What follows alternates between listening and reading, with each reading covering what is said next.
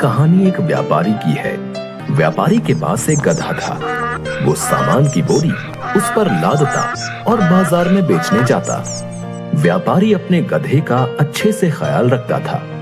वो जानता था कि उसके व्यापार के लिए उसका गधा बेहद जरूरी है। वो उसे बहुत बढ़िया खाना देता था।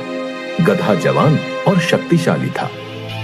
वो ढेर सारी बोरियां लेकर बाजार चलता था, लेकिन गधा कुछ आलसी भी था और उसे काम करना पसंद नहीं था। वो सिर्फ बैठना, खाना खाना, आराम करना और सोना चाहता था।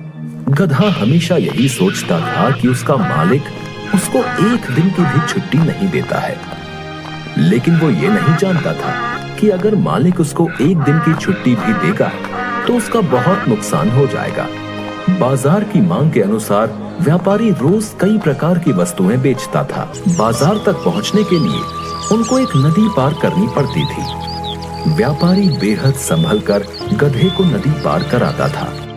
एक दिन व्यापारी के दोस्त ने बताया कि बाजार में नमक की बहुत मांग है। व्यापारी ने ठान लिया कि वो अब बाजार में नमक ही बेचेगा।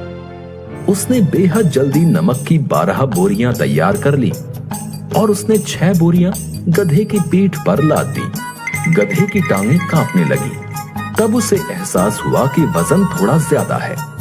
गधे को कोई तकलीफ ना हो इसलिए व्यापारी ने एक बोरी उसकी पीठ से उतार ली। गधा फिर भी आगे नहीं बढ़ रहा था।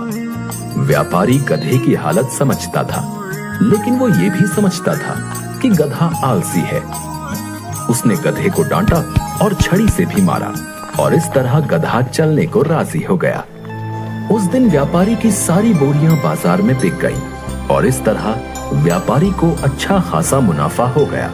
फिर अगले दिन उसने गधे को फिर से तैयार किया।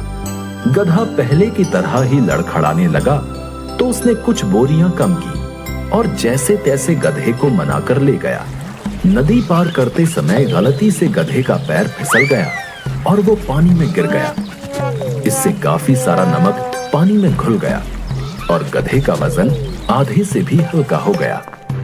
अगले दिन जब नमक की बोरियां लादकर व्यापारी गधे के साथ नदी पार कर रहा था, तो गधे ने सोचा कि कल जब मैं नदी में फिसला था तो वजन कम हो गया था। उसने सोचा कि क्यों ना इस बार भी जानबूझकर फिसल जाऊं तो मेरा वजन कम हो जाएगा।